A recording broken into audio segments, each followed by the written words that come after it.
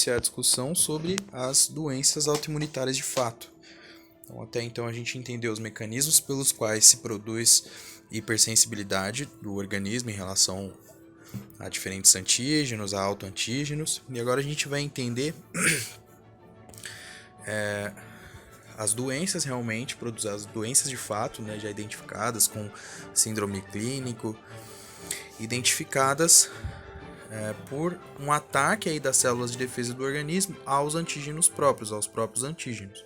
Então a gente vai ter que mais ou menos 1 a 2% da população estadunidense tem enfermidade autoimunitária, e as doenças autoimunitárias estão definidas aqui nessa tabela que a gente já vai mostrar e entender um pouco melhor. Então, o que a gente percebe, né, e aí uma coisa a se levar em conta, é de que as reações autoimunes do corpo, as reações autoimunitárias, elas podem ser encontradas aí em baixas concentrações, são reações normais do organismo, sobretudo em pessoas de maior idade. E também se formam aí alguns autoanticorpos depois de lesões do organismo para eliminar aquelas células que estão lesadas. Então a gente vai ter o reconhecimento de autoanticorpos nessas células, certo? E aí a gente tem uma função fisiológica dos autoanticorpos. Então nem todo autoanticorpo é patológico. Então como que a gente define uma autoimunidade patológica realmente, uma enfermidade autoimunitária? E a gente precisa considerar aí 3 requisitos mínimos para entender um processo como processo autoimune, processo de doença autoimune. Então, o primeiro ponto é a presença de uma reação imunitária específica para algum antígeno no tecido próprio. Tem que ter os 3, certo? Então, tem que ter a presença da reação imunitária frente a um antígeno próprio, qualquer que seja. O segundo ponto são dados que indiquem que essa reação não seja secundária a uma outra lesão, né? Então, evidência clínica ou evidência laboratorial, evidência de um modo geral, que identifique que não é uma lesão miocárdica que está produzindo ali cardiolipinas ou algo do tipo, produzindo uma reação inflamatória secundária. E o terceiro ponto é a ausência de uma outra doença, uma outra entidade patológica muito bem definida. Então, vai funcionar quase que como critério de exclusão, né? A gente identificar doença autoimune. Porque eu preciso identificar primeiro quais são os outros possíveis acometimentos do sistema de modo geral, para depois excluir todos eles e poder identificar doença autoimune. Então, vindo para a tabela, a gente vai observar aqui que eles estão separados aqui, classificados, né? Então a gente vai ter enfermidades mediadas por anticorpos imunocomplexos e aqui por linfócitos T, né? A gente vai ter essas duas classificações aqui para a gente entender melhor como que se relacionam essas doenças. Então as enfermidades autoimunitárias. Para continuar a explicar essa tabela, acho melhor talvez a gente continuar a leitura. Toda vez esse aplicativo faz isso. Mas talvez seja melhor a gente continuar a leitura. Então, existe uma certa incerteza. Uma certa incerteza é bem engraçado, né? Mas existe uma incerteza mesmo sobre o real papel dos mecanismos de autoimunidade sobre os transtornos. Por isso que a gente vai chamar essas doenças de doenças inflamatórias de mecanismo imunitário, porque no fim das contas a gente está tendo uma inflamatória, seja local ou seja sistêmica, uma reação inflamatória, certo? E aí a gente vai entender que a inflamação crônica ela vai ter uma importante contribuição, né? A gente entender os processos de inflamação crônica relacionados aí à nossa autoimunidade vai ser de grande importância para a gente entender a origem dessa autoimunidade. Então, as manifestações clínicas são muito variadas e aí as respostas podem se dirigir frente a órgãos específicos, enfermidades específicas de órgão ou enfermidades sistêmicas ou generalizadas, né? E a gente vai ter alguns exemplos aqui. Então, primeiros exemplos da específica de órgão, a gente tem a diabetes tipo 1, que os linfócitos T e os anticorpos autorreativos são específicos para células beta-pancreáticas, né? E aí a gente vai ter esses linfócitos T reagindo junto com anticorpos autoreativos e produzindo lise dessas células beta-pancreáticas tão importantes. E aí esclerose múltipla também, que os linfócitos T autorreativos vão reagir contra a mielina do sistema nervoso central, né? Então a mielina ali vai estar normal, mas a gente vai ter linfócitos T autorreativos que estão achando que ela é patológica, que aquela mielina ali é um corpo estranho.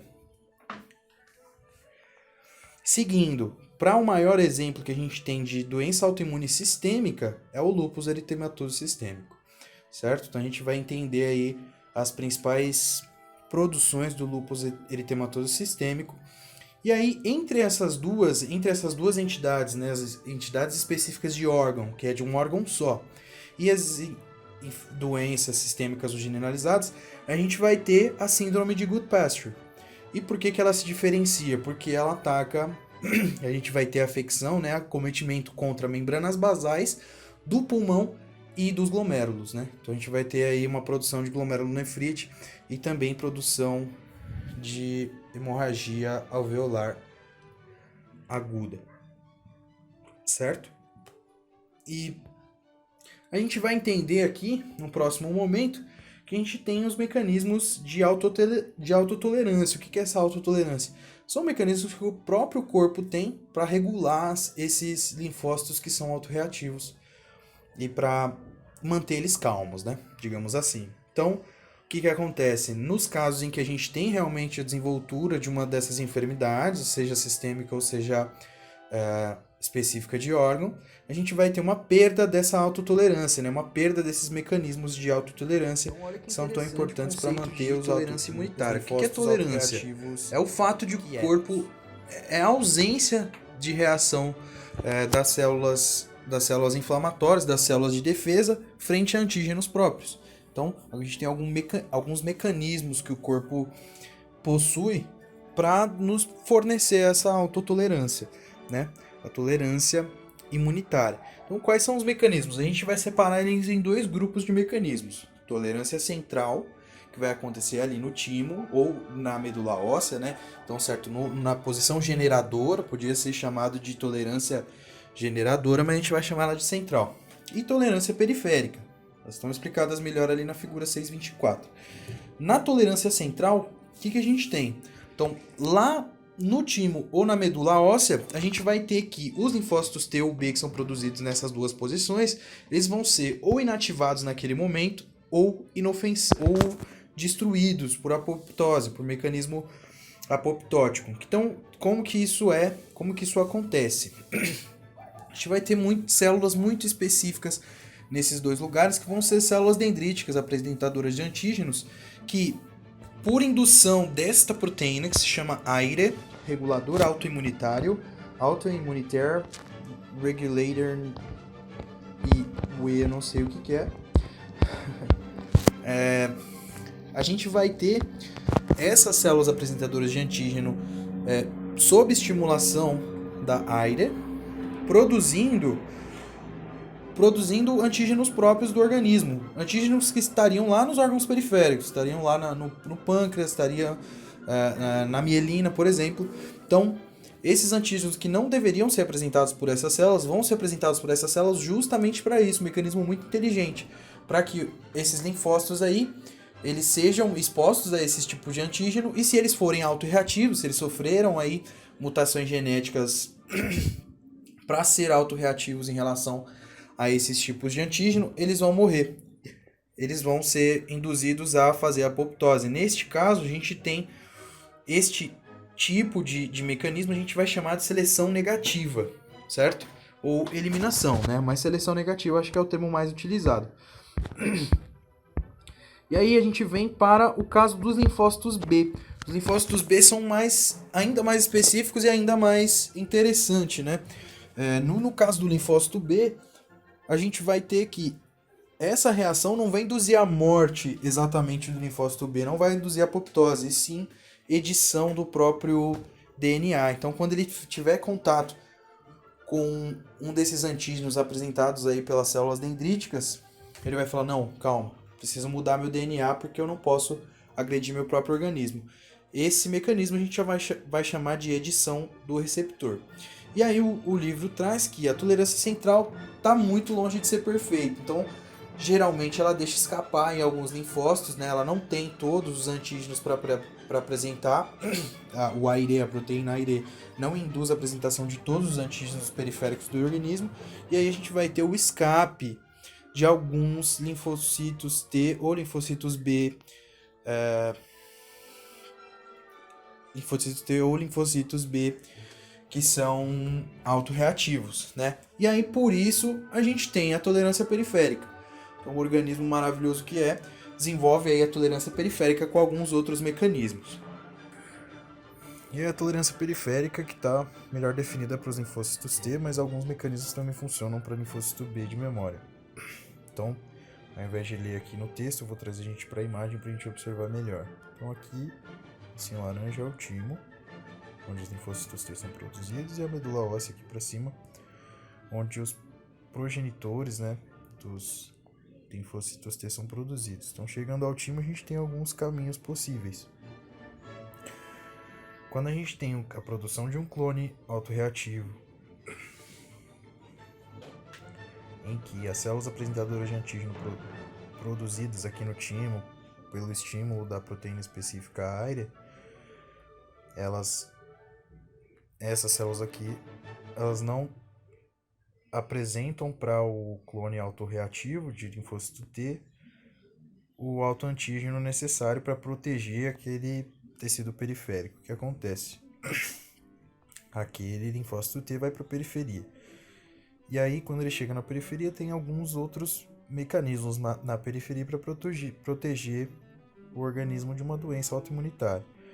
Então, o primeiro conceito é de que um tecido celular que está bem, que está são, uma célula em específico que está sã, ela não vai demonstrar ali a molécula cooperadora, né? Então ele vai ter um antígeno próprio que vai reagir com o linfócito T autorreativo, mas não tem a molécula cooperadora. A gente tem que lembrar que são necessárias essas duas moléculas em específico para produzir uma reação autoimunitária. E daí já vem o conceito de que a gente pode usar isso como alvo terapêutico, certo? Então uma célula que carece de B7, por exemplo, que é uma dessas moléculas, a gente vai ter a energia desse linfócito T, e vai ser inútil, e vai acabar morrendo.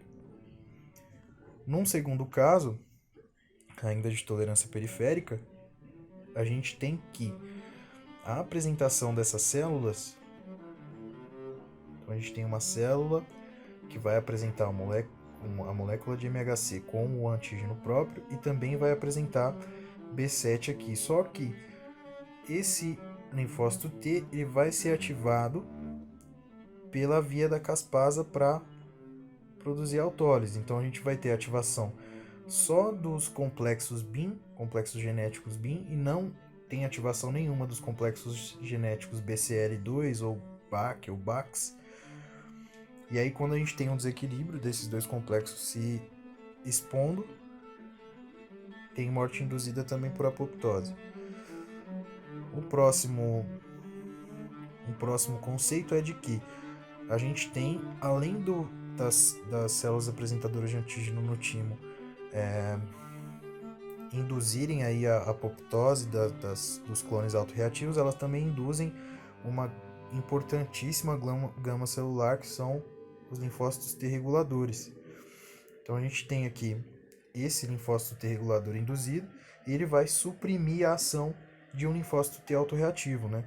Então a gente tem ele interagindo aqui com o linfócito T autorreativo, que está reconhecendo o antígeno numa célula que é sã, o antígeno próprio, e aí esse linfócito T regulador vai ter a função de, além de suprimir o linfócito T reativo, induzir a apoptose nele. E uma outra indução, que também é muito importante, é o conceito, né, de que os clones de linfócitos T que não são autorreativos, não são também reguladores, mas não são autorreativos, eles têm um receptor para o peptídeo próprio, para o antígeno próprio, e aí ele vai lá, reconhece esse antígeno próprio e induz a própria proliferação, né? Então ele vai secretar provavelmente a interleucina 2, vai induzir a própria proliferação e vai ser um linfócito T que tá só para defender a célula das próprias células que são autorreativas. Então esse é o conceito. A maioria desses conceitos se aplica aí também aos linfócitos B, mas aqui em específico a gente está falando sobre linfócito B, sobre linfócito T, mas tem que levar em consideração de que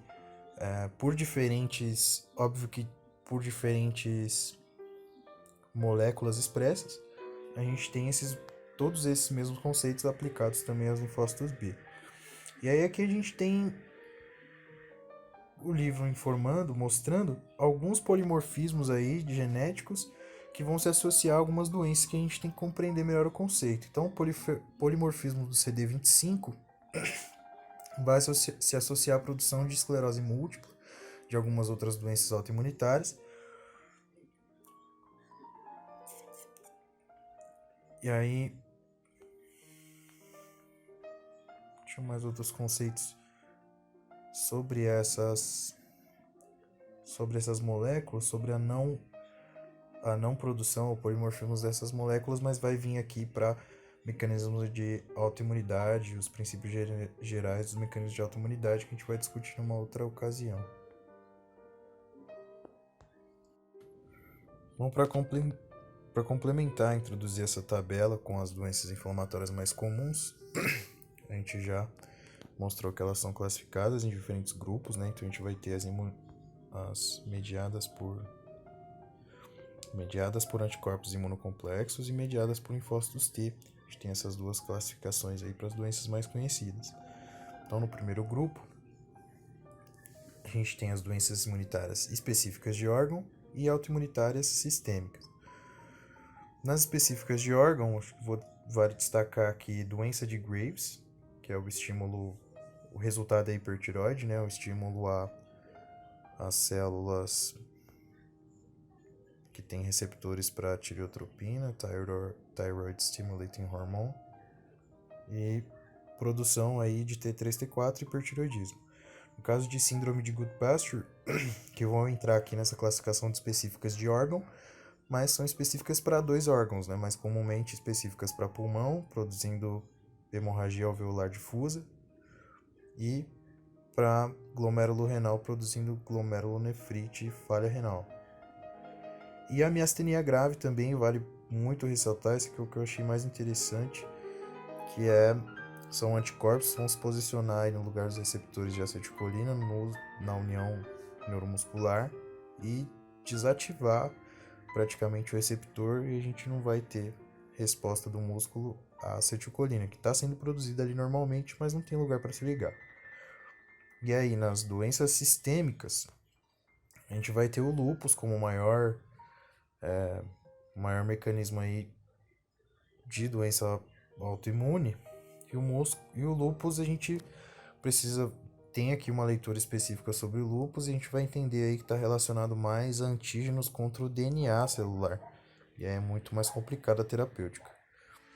No caso da síndrome de Goodpasture, tem esse mnemônico aqui, né? Good com G de glomerular, Pasture com P de pulmonar, acho que não vai precisar lembrar dessa maneira. Os encontrados clínicos são tosse, disneia e hemoptise, né? Tem sangrado alveolar e glomerulonefrite.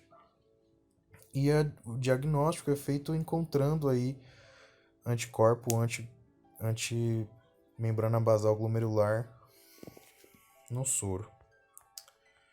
Seguindo agora pelas doenças mediadas por linfócitos T, a gente vai ter aqui algumas específicas de órgão, mais uma vez, a mesma classificação, específicas de órgão, autoimunitárias sistêmicas e por reação a antígenos microbianos, que a gente vai entender um pouco melhor mais na frente, mas vai estar classificada aí a doença de Crohn, que eu também acho bastante interessante.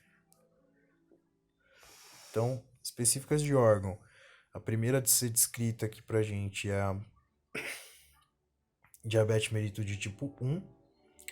E nesse caso a gente tem linfócitos T que estão reagindo ali a autoantígenos nas células beta-pancreáticas e matando ali células do pâncreas que são responsáveis por produzir insulina.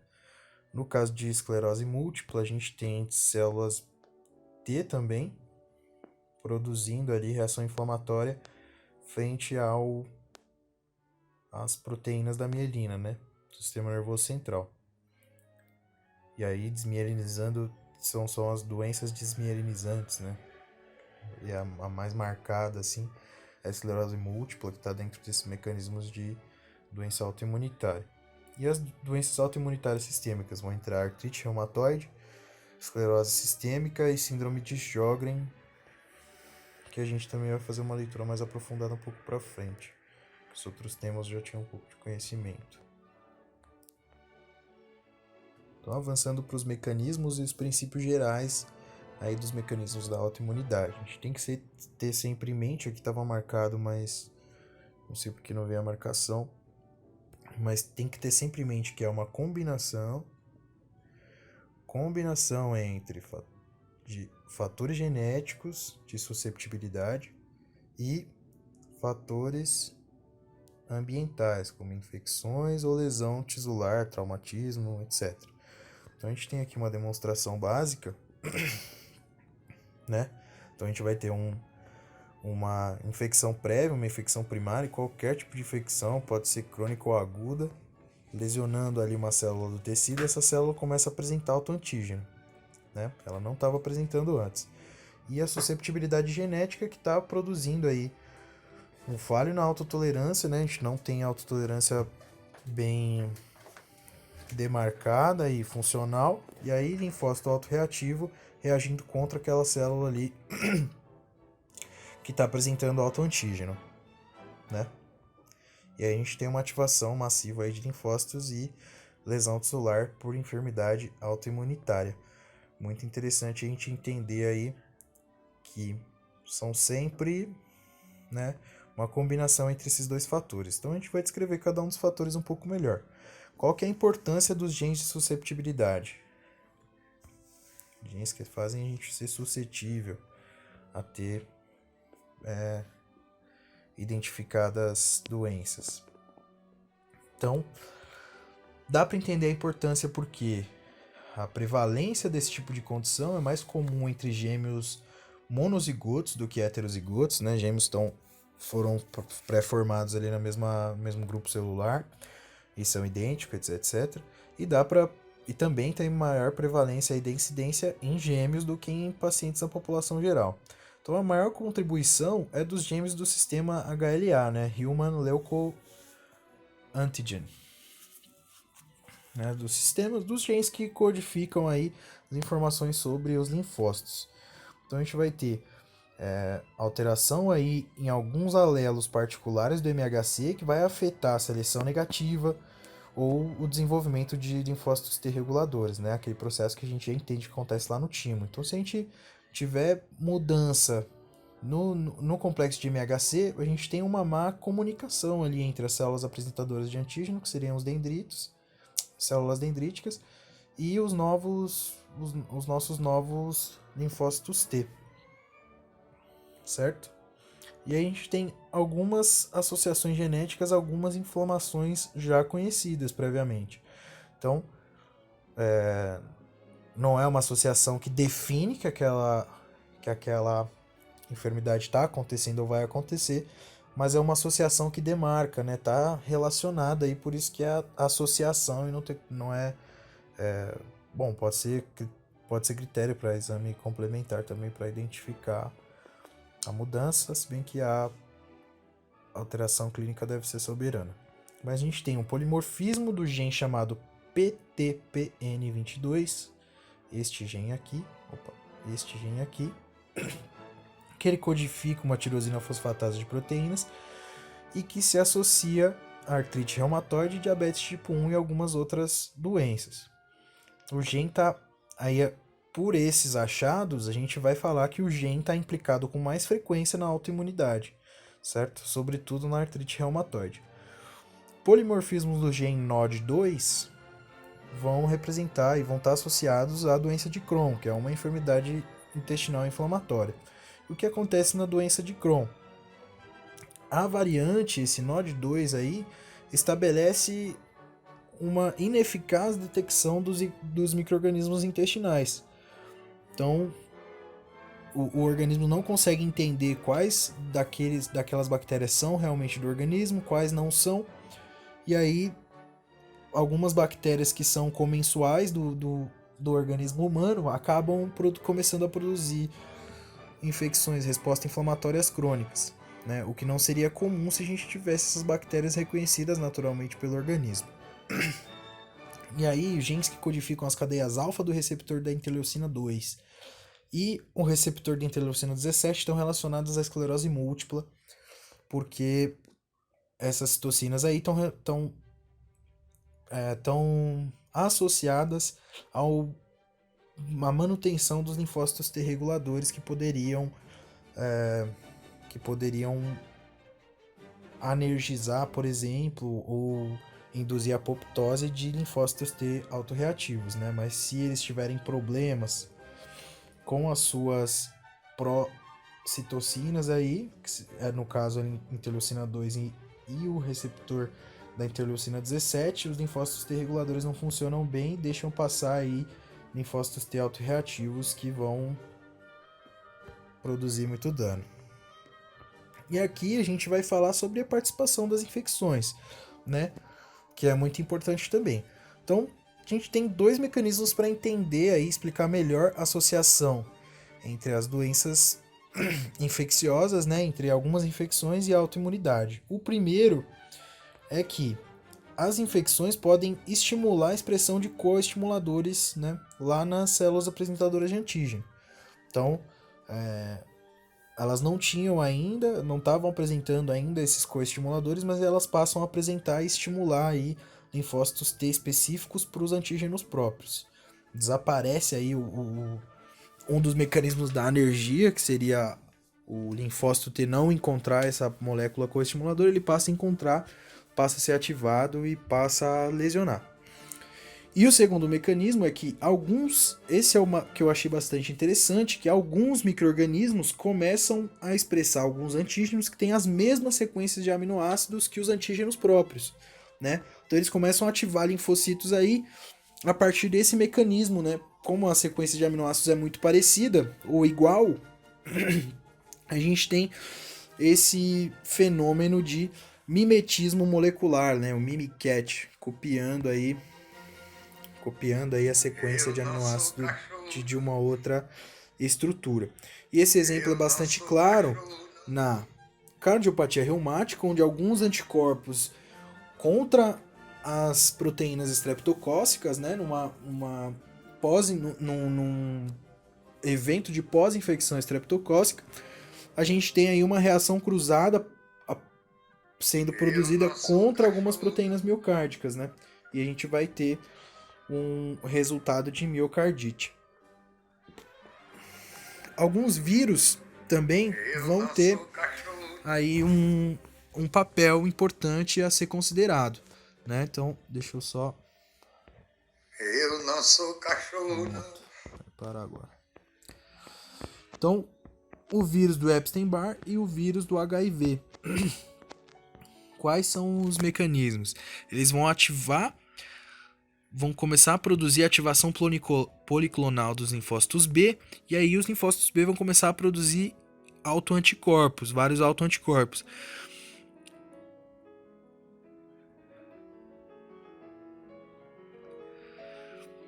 Então, nessas infecções em específico, no Epstein-Barr e no HIV, é muito comum que se alterem estruturalmente os antígenos próprios, né? E aí, se você alterar antígenos próprios, a gente vai ter linfócitos T. Se você não tiver os antígenos próprios alterados, os linfócitos T vão lá, vão reconhecer aquele antígeno e vai estar tudo bem. Mas se você começar a alterar, se os vírus, que no caso desses dois vírus, começam a alterar aí as estruturas dos antígenos próprios, esses linfócitos T não conhecem esses novos antígenos, esses novos, entre aspas, antígenos próprios, e aí eles vão começar a se ativar aí e vão ter um papel de lesão, né? Vão começar a produzir lesão frente a antígenos que não deveriam produzir, eles só foram alterados pelas células virais. Então a gente vai para algumas características gerais das doenças autoimunes, né, para a gente poder compreender melhor e classificar melhor as doenças autoimunes. Então, a doença autoimune ela tende a ser progressiva, certo? Por quê? Porque o sistema imunitário ele tem muitas possibilidades, ele tem muitos mecanismos de amplificação da sua reação, mecanismos intrínsecos, né? Por isso que a gente tem aí o linfócito T, uma pequeníssima população específica para tal doença, conseguindo responder aí a uma infecção massiva daquela doença, né? Uma entrada muito grande aí de vírus, de um certo tipo de vírus, e a gente tem uma pequeníssima população de linfócitos T, se comparada à população total, mas elas vão se proliferando e amplificando ali a sua resposta com citocinas e com autoproliferação, autodiferenciação, até conseguir erradicar aí uma doença complexa, uma infecção complexa. Esses mesmos mecanismos de amplificação são os que vão piorar a lesão aí, e aumentar aí a possibilidade de lesão no caso de uma doença autoimune, né? Um outro mecanismo bastante interessante de se perceber é que geralmente alguns epítopos dos antígenos, como se fosse uma proteininha do antígeno, não está expressa ali no MHC1 da célula.